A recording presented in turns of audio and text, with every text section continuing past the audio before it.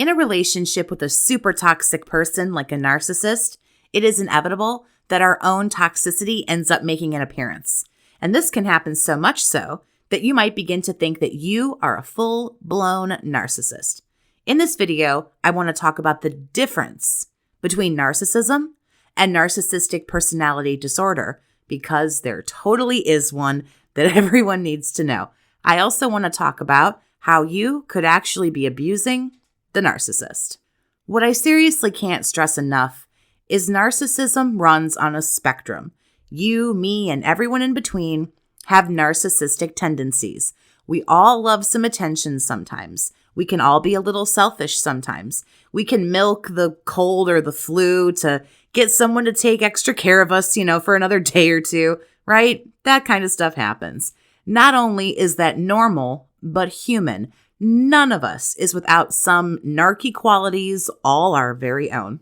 It's the lack of empathy for others, the sense of entitlement, the grandiose personality, and more that makes up narcissistic personality disorder. All the signs, which I just mentioned, and more that I haven't mentioned, have to be constantly and chronically displayed at an extreme high level, just to the max, to actually merit the diagnosis of having narcissistic personality disorder. This also has to be discovered and diagnosed by a professional, not us. What we can do, however, because we are not powerless, and I'm not going to sit here and talk as if we are, because we are not. We don't need to wait for them to see a shrink to be declared a narcissist. What we can do is identify these people as being toxic and having high levels of narcissistic tendencies. We can work with that information. But as far as it applying to you, sure, some days you're kind of narky. So am I. So is everybody else. It does not, however, mean you have the diagnosable disorder. There is a difference between narcissism and narcissistic personality disorder. I'm sure a lot of people in relationships with a narcissist see those qualities in themselves from time to time, and I've heard from clients and read in comments and things like that. But Jess, I started ignoring them, or I started doing what they were doing to me, or I did this, that, and the other just because I knew it would piss them off, and so on and so forth. What a lot of people describe to me is called reactive abuse. Reactive abuse happens a lot when people are in a relationship, romantic or otherwise. Remember, this doesn't always have to be a romantic relationship. This can be platonic, coworker, whatever. But this happens when you're dealing with someone who is highly narcissistic. And here's why. 95% of the shit that narcissists do, and it's all bad, is get you to react. That's all they do. Get you to have that reaction. Narcissists love to try to get a rise out of you, a reaction, a response. They live for it. Narcissists love seeing that they can control your emotions. They can make you react. It makes them feel powerful and in control of the situation. It's how they ultimately end up getting a lot of what they want. Have you ever been in a situation where you've been pushed too far and you've acted extremely out of character for yourself? Maybe you're fighting with this person. You've been fighting and they're yelling and screaming and carrying on, and it's just not in your nature to act like that. But before you know it, without warning, you find yourself screaming back, or you throw something at them from across the room. You just lash out. The second you do, the narc pounces on you, don't they? Look at you. Look at you. Look how crazy you are. Look how out of control you are. You're a narcissist. You tell me I need to go to therapy. You need to go to therapy. Look at your anger issues. So how they caused you to react and then half blame and half gaslight you. They got you thinking you're the asshole right now, don't they? That's called reactive abuse. If you'd like to talk with me one-on-one and get some help and much needed support for what you're going through, you can send an email to BookAChatWithJess@gmail.com to set up private chats with me.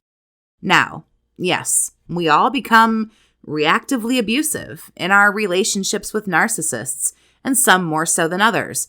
I do want to stress, though, that just because we're reacting, it doesn't make it right that we lash out at somebody. It doesn't make it right that just because we're pushed to our limit, we react in ways that we do that sometimes are very unattractive. The narcissist is to blame, but so are we, and we have to accept that. I'm not proud of some of the things I did when I was in my relationship. I never was much of a yeller or anything like that, but I would go radio silent. I would be super passive aggressive. I would do things and hope it would bother him, just like the things that he did that super bothered me and stuff like that I won't go into details on. We do have to take responsibility and own our part in things. And when we're spending time in recovery, I think it's essential to learn how to control our emotions. This is also why myself and others on YouTube tell and teach the gray rock method to people. Gray rock is taking those reactions away from a narcissist. They live for the reaction. So when you deny them that, you basically starve them of the supply, which is what they need, like we need air. Reactive abuse is really just a defense mechanism. Let's think about it. What do we do when we're under stress? Because being with a narcissist is super stressful. So what do? We get thrust kind of without our doing or without our choosing into fight or flight mode. And reactive abuse is simply your mind choosing to fight as opposed to flight, which is what normally we do a lot of times. Also, some people can freeze up. Some people refer to this more so as like flight, fight, or freeze. So those are the kind of options we can have. And sometimes as opposed to freezing up or getting out of there, we choose to fight. Reactive abuse, though, doesn't make you a narcissist. Like I said, you are reacting to the abuse that you are suffering and enduring. What's interesting is, just like abuse from a narcissist can take a toll on you over time, reactive abuse can actually do something very similar.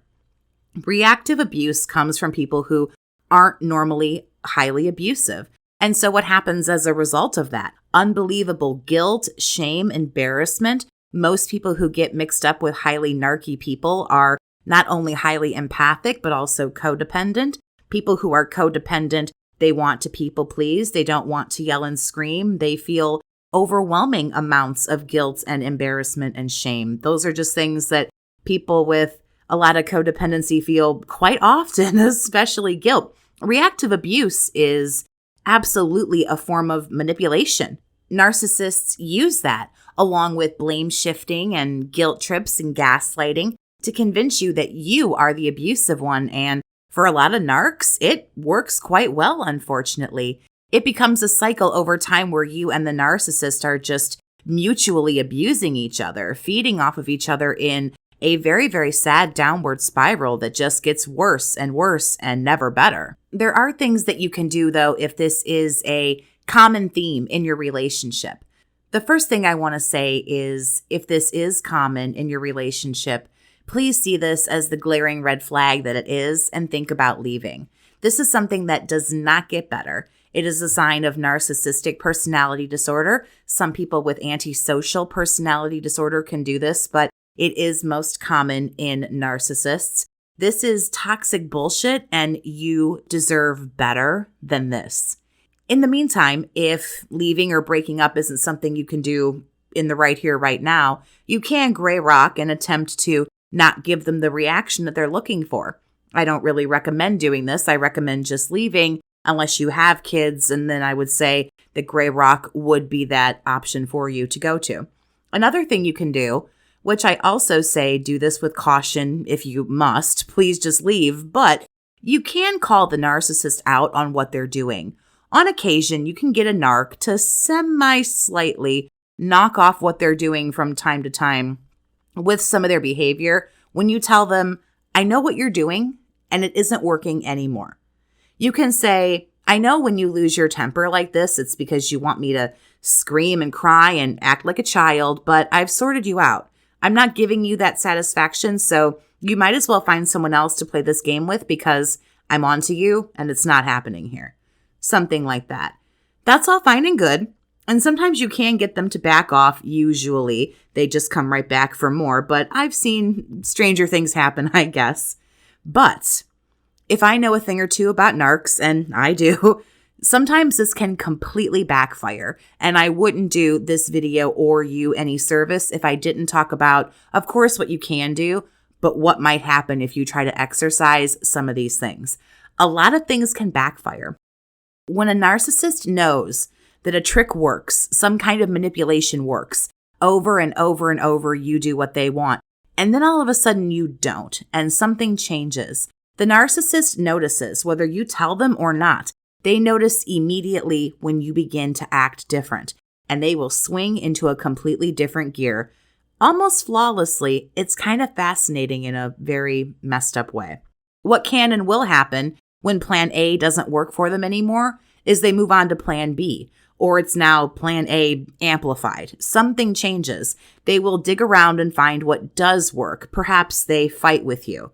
You call them out and say, hey, you're lame. Like, would you just knock it off? Stop fighting with me. Stop bickering. You're just trying to get a rise out of me and it doesn't work. Before you know it, they pick another fight with you. But instead of just shitty little bickering back and forth, now they've amplified it. They're yelling and screaming and the police get called and it's taking shit to like a whole new level. Or you call them out.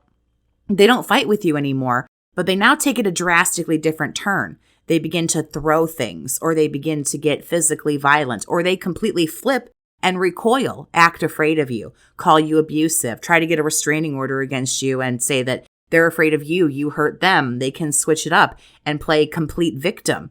Be careful with gray rock and calling them out on their bullshit. I have to say it again. I can't just leave. Don't put up with this. Don't attempt to understand them. It's sick and twisted, and only they know why they're doing what they do. It has nothing to do with you. I know that sounds weird, but now we can't be selfish here. All this stuff they're doing has absolutely nothing to do with you, me, or anybody else. So how do you feel about reactive abuse? Do you still think it makes you a narcissist? Did you realize that it doesn't mean you actually have the disorder? Share all your thoughts with me down in the comments. Please subscribe for more information on narcissistic personality disorder and support through all of it. Thank you so much to my Survivors Army. Speaking of support, if you would like to join the Army and support me and my channel and my work here, there is a link to do that down in the description if you do. Thank you so much for listening. Have a great day, Survivor, and take care of yourself.